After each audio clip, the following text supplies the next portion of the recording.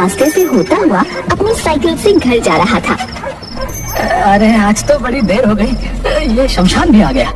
ऐसा करता हूँ गाना गाते हुए चलता हूँ। मैं निकला साइकिल लेके सड़क पे, एक मोड़ आया, मैं उसे शमशान छोड़ आया। साइकिल के पीछे एक आधी चोटी वाली डायन बैठ गई। लाइटर मिलेगा? ये लो माचिस। लाइटर तो परदेसी रखते हैं, हम गांव के देसी छोरे माचिस ही रखते हैं। लाओ। धन्यवाद। मैं निकला साइकिल लेके। कौन है? कौन कौन है? गबरू को जैसे ही पता चला कि कोई उसकी साइकिल पर है, उसने साइकिल तेजी से भगाना चालू की। छोड़ दो, छोड़ दो। छोड़ूंगी नहीं, पकड़ लूंगी। डायन गबरू को पीछे से पकड़ लेती है। गबरू साइकिल से गिर जाता है और आधी चोटी वाली डायन कहती है, डर गए, मैं तुम्हारा पीछा नहीं छोड़ूंगी। अरे तू साइकिल कैसे चलाता है? तेरी तो टांग पैदल तक नहीं पहुंचती होगी। नहीं चलाऊंगा साइकिल, साइकिल लेकर सब छोड़ दूंगा, सब छोड़ दूंगा। डायन मैम, डायन आंटी छोड़ दो, अब कभी रात में नहीं निकलूंगा। छोड़ दो, छोड़ दो। तसली दीदी, प्लीज माफ कर दो। मेरा एक बहुत ही जरूरी काम है, वो कर लो तो छोड़ दूंगी, वरना खा जाऊंगी। आप जैसा कहेंगी मैं वैसा ही करूंगा। चिढ़ाता है मुझे? मेरा मतलब करूंगा, जो कहोगी करूंगा। बस मुझे बख्श दो, बस मुझे छोड़ दो। मेरी चोटी देख रहे हो?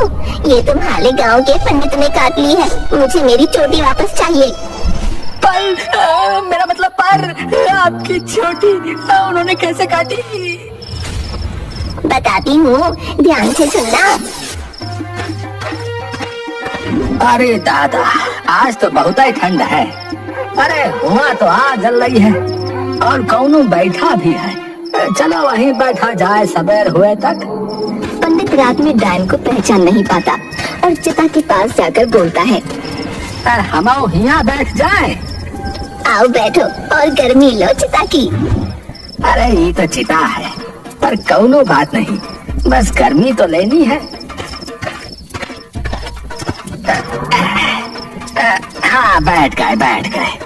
और बताएं, आप कौन है देवी जी, और यहाँ चिता के पास काहे बैठी है? यही मेरा घर है, भूख लगी तो यहाँ खाने आ गई। अरे ये तो तोतने निकली। अच्छा, आप ही बचपन से तुतलाती हैं या कि बड़ी होके तुतलाने लगी? तो इतने सवाल क्यों करता है? ले पंडित, ले खाना खा और बोल कम। डायन ने पंडित को चिता का मांस दिया था, जिसे देखकर पंडित हक्का बक्का रह गया। अरे दादा हो, ये देवी तो मांस खा रही। तभी पंडित की नजर डायन के पैरों पर गई, जो उल्टे थे, और पंडित के पसीने छूट गए। अरे ये देवी नहीं, ये तो डायन है, डायन। अब ये मांस तो नहीं खा सकता हूँ, लेकिन ये का मना कैसे करी? पंडित, कब से खाना पकड़ के बैठी हो, ले पकड़। हाँ देवी जी, लावा लावा। तोतली में रख के बाद में फेंक दे। हाँ। पंडित डर के मारे सन्न हो सुबह का इंतजार कर रहा था। देखते ही देखते सुबह हो गई। अगर भागे तो ये डायन हमका मार दे।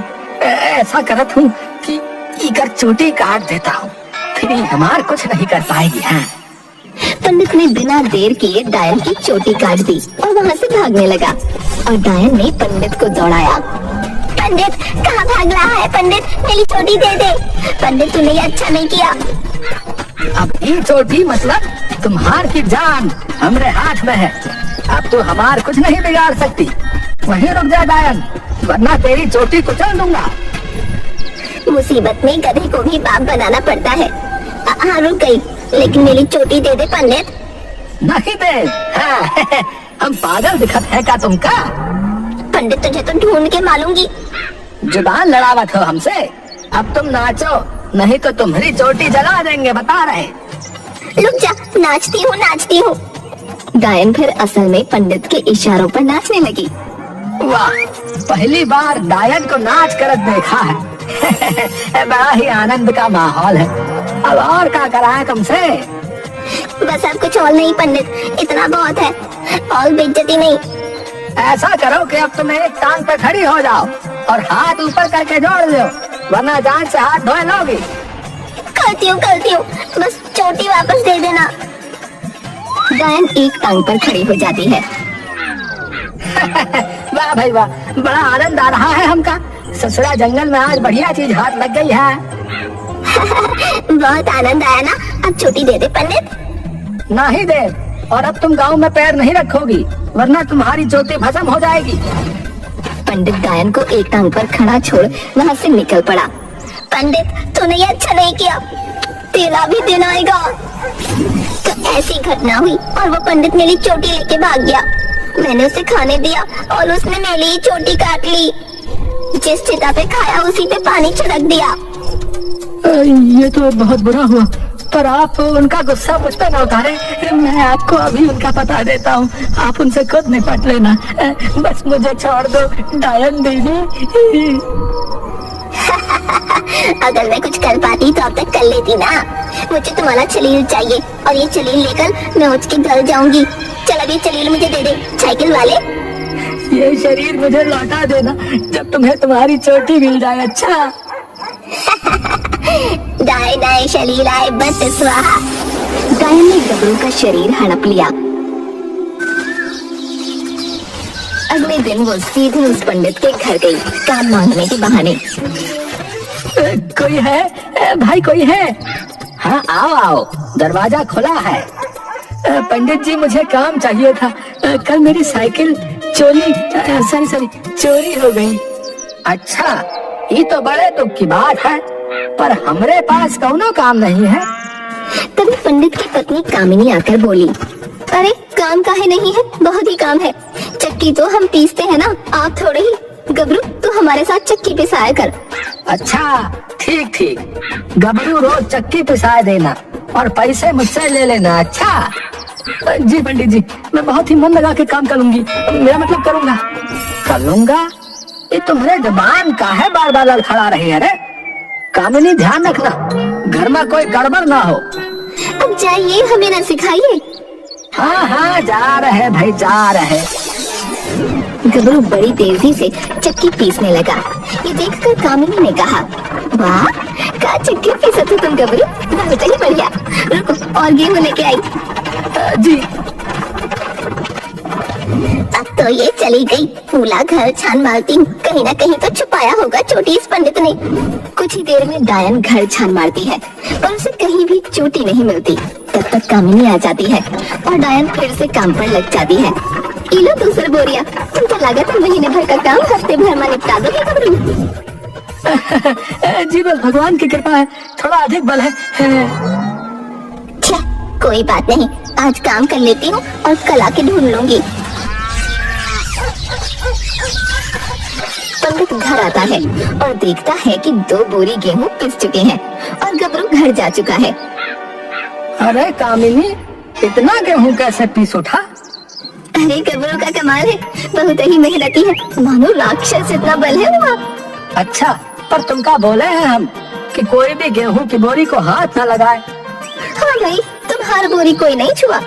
अब सोई जाओ और रात का बड़बड़ ना करो। अभी भोली का जाने कि अगर वो डायन अपनी चोटी पा गई तो हमार सामत आ गई। शमशान में डायन और गबरू साथ बैठे थे। गबरू किसी भक्त की तरह डायन के आगे हाथ जोड़े था। आधी चुटिया वाली डायन की जय हो। क्या बोला ले?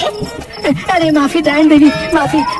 बस आपने मुझे मेरा शरीर दे दिया, इसीलिए आपकी जय जयकार कर रहा था। अगर मुझे चुटिया नहीं मिली ना तो तेरे साथ तेरे पूरे परिवार को खा जाऊंगी। जितना है ना उतना भी नहीं दिखेगा, समझा? नहीं, ऐसा मत कीजिएगा। बस कल तक में आपकी छुट्टियां मिल जाएगी। मैं भगवान से प्रार्थना करूंगा। कहाँ फंस गया गबरू तू? कुंवारा ही मरना लिखा है लगता है मेरी किस्मत में। कल प्रार्थना करना, उस पंडित ने चुटिया बहुत अच्छे से छुपाई है। तुझे कुछ दिखाई दिया? नहीं डायन देवी, लेकिन मुझे लगता है कि उन्होंने कहीं आंखों के सामने छुपाई होगी। ठीक है, कल देखते हैं। जी देवी।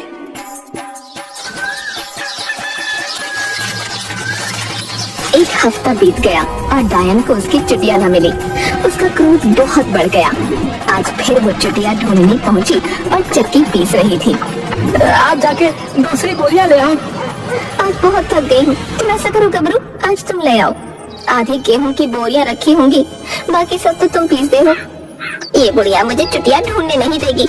अभी जाती तो चुटिया ढूंढने का समय मिल जाता। छे, और ये आखिरी बोलियां हैं। अगर चुटिया नहीं मिली तो इस गबलू के परिवार से भी खा जाऊंगी। ठीक है, अभी लाया, आप आराम करें। वैसे भी शाम हो गई है, अब बस ये आखिरी बोरियां पीस कर मैं घर चला जाऊंगा। डायन बोरियों के पास जाती है। उठाते उठाते वो बोरियां फिसल कर गिर जाती हैं और सारा गेहूं जमीन पर। तभी डायन देखती है कि उन बोरियों में उसकी चोटी है। वो गबरू के शरीर से बाहर आ जाती है। मिल गई चुटिया, मिल गई, मिल गई चुटिया, मिल गई। तभी पंडित घर पहुंचता है। अरे कामिनी, कहाँ हो? पंडित! अरे दादा रे, डायन तुमको चुटिया कैसे मिल गई? हमें माफ कर दो, हमें माफ कर दो। माफ नहीं, साफ। तुझे खाना खिलाया और तूने मेरी ही चुटिया काटी।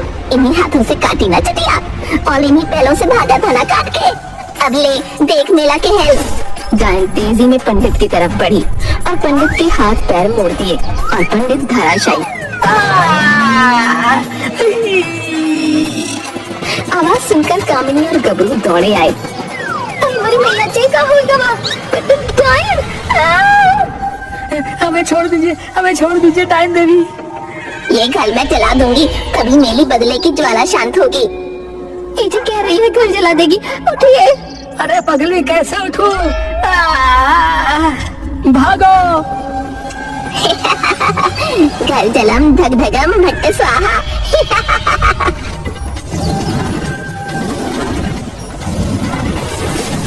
डायन घर जलाकर वहाँ से चल पड़ी।